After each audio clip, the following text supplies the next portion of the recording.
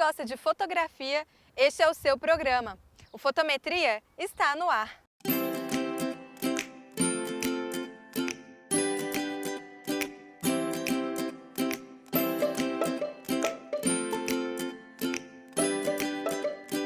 O Fotometria de hoje tem como convidada a design e fotógrafa Letícia Lampert. Bem-vinda, Letícia. Obrigada. Para você que tem no currículo um Pierre Verger, qual que é a importância dos prêmios? Os prêmios acho que são importantes principalmente como um incentivo para a gente continuar produzindo, né?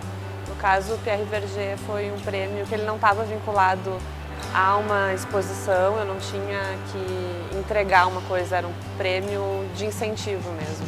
E isso de fato funciona, porque a gente, quando está trabalhando no trabalho autoral, às vezes é muito difícil tu seguir, tu não tem meios, não tem recursos, então o prêmio é de fato um super incentivo para seguir produzindo e de repente se desdobrar em outros projetos.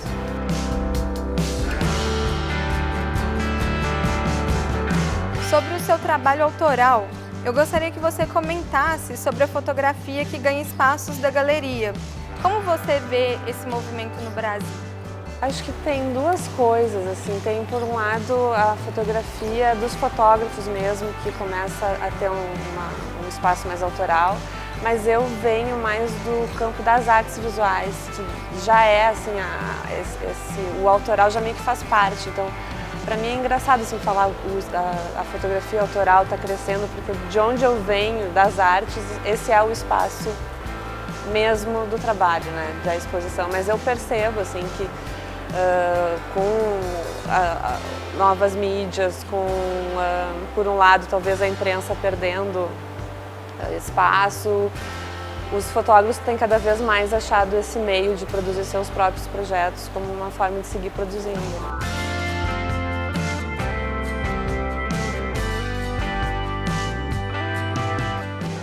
Qual o peso de ter um bom argumento, um conceito, projetos bem fundamentados para embasar a fotografia?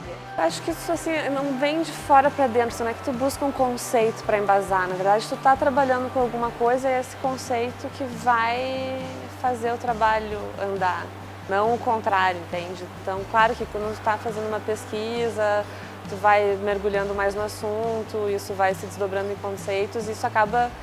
O trabalho vai ganhando força e acho que isso vem com o tempo de dedicação em determinado assunto, determinada prática. No cenário gaúcho, vem cada vez mais crescendo o destaque de uma produção no campo da fotografia. Você pode falar um pouquinho pra gente? Acho que a gente tem um cenário bem interessante lá agora, de bastante gente produzindo trabalhos de bastante qualidade. O que a gente ainda tem muita falta é principalmente nessa coisa mais autoral e das artes mesmo, numa profissionalização maior, como se vê em grandes centros, São Paulo, Rio, acho que aqui BH também já é mais estabelecido. Um dos seus livros de artista foi feito com fotografias de Xangai. Conta pra gente um pouquinho como foi o seu período lá na China. Eu fiz uma residência de 6 meses na China, esse foi um programa que é oferecido por uma instituição suíça, que eu me inscrevi, fui selecionada, então eu pude passar esses 6 meses lá desenvolvendo o projeto que eu quisesse. E desse período acabaram se desdobrando diferentes séries, diferentes pesquisas e uma delas, a forma que eu encontrei, que eu achei que melhor dava conta de mostrar o trabalho, era como um livro de artista. Então daí que surgiu esse trabalho que é o Chai, que significa, Chai é o caractere que eles usam para marcar lugares que estão sendo demolidos, né? Porque tem grandes áreas que estão sendo demolidas na China. E, enfim, então esse é o nome do livro, é esse caractere, é o que aparece na capa, e ele é todo sobre esse processo de renovação e de destruição ao mesmo tempo que as cidades estão passando por lá.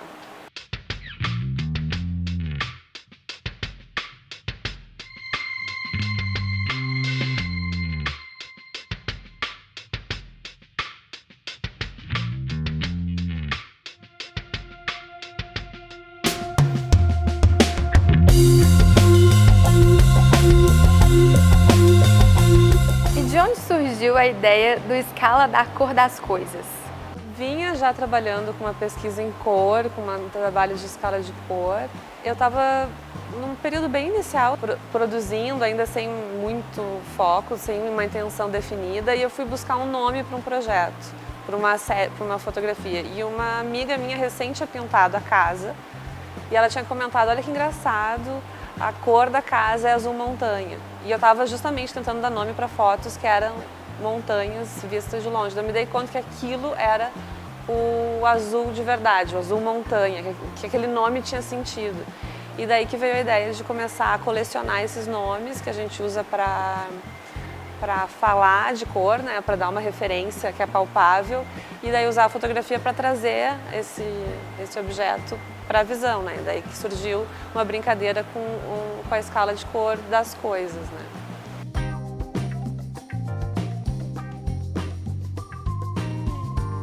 Suas fotografias são bem urbanas e tendem sempre a revelar aquilo que o outro não vê, como nos projetos Vista Para e Avessos. Qual a sua relação com a cidade? Qual que é a essência que você busca registrar quando faz esse tipo de retrato?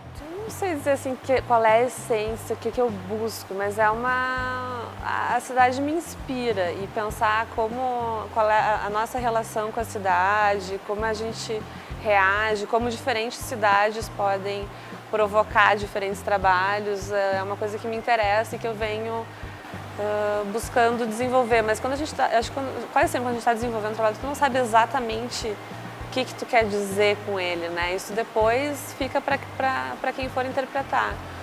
Mas é muito essa coisa da relação, assim, do que a cidade te inspira, mais do que uma ideia objetiva, assim, que eu tenha em relação àquilo. Ainda sobre espaços urbanos, você fez um documentário só com fotografias e áudio que chama Conhecidos de Vista. Você pode falar um pouquinho sobre ele e o que te marcou fazendo ele? Então, na verdade, eu não fiz ele pensando que eu estava fazendo um documentário, mas não deixa de ser ao mesmo tempo, né? Eu estava fazendo um trabalho dentro dessa lógica das artes visuais, uma coisa bem formal. Era uma continuação da série dos Avessos, eu queria contrapor exatamente a janela dentro e fora e fazer um jogo de negativo e positivo na cidade. Para fazer isso, eu precisava, para ter exatamente o ângulo que eu queria, eu precisava entrar no prédio da frente para poder fotografar aquela mesma janela de dentro e de fora. E nesse processo começou a me chamar a atenção os depoimentos que as pessoas davam, que primeiro foi uma coisa, não foi intencional, eu perguntava, tu conhece teu vizinho da frente, mas tentando achar um jeito de chegar na casa do outro.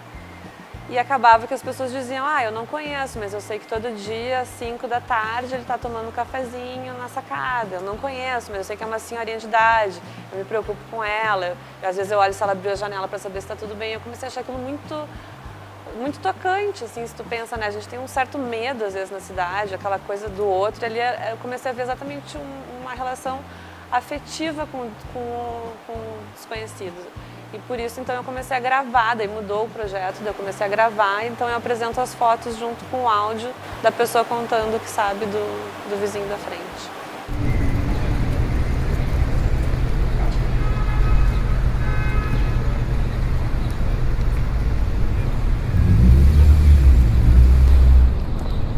Eu não conheço o vizinho da frente, mas eu sempre via ele deitado na rede e às vezes tocando violão ali na sacada da casa dele. Mas eu não sei quem ele é. Eu acho que ele é uma pessoa bagunceira, porque às vezes tinha um monte de móveis e roupas assim espalhada na sacada. E às vezes eu conseguia ver o quarto dele também, era meio bagunçado. Você usou colagem para um de seus trabalhos. Você pode contar pra gente sobre ele?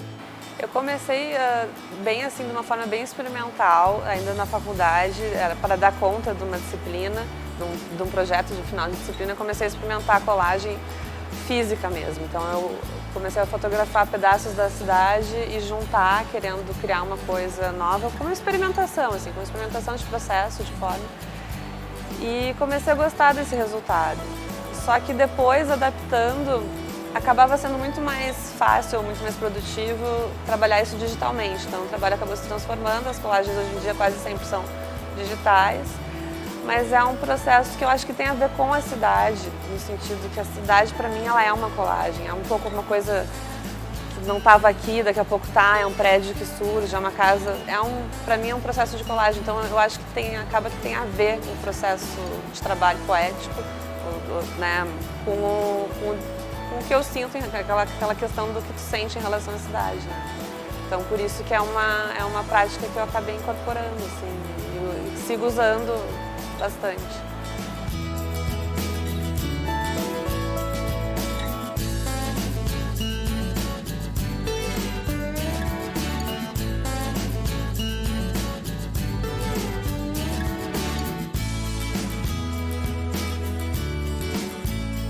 Muito obrigada, Letícia, pela Obrigada participação. também, agradeço o espaço.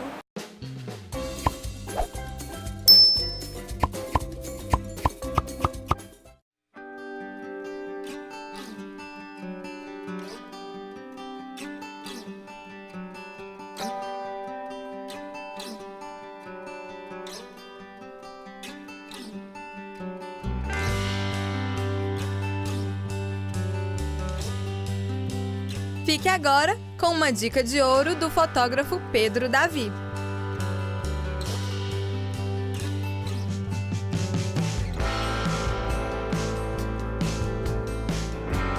O que eu gostaria de passar como dica é pesquisa.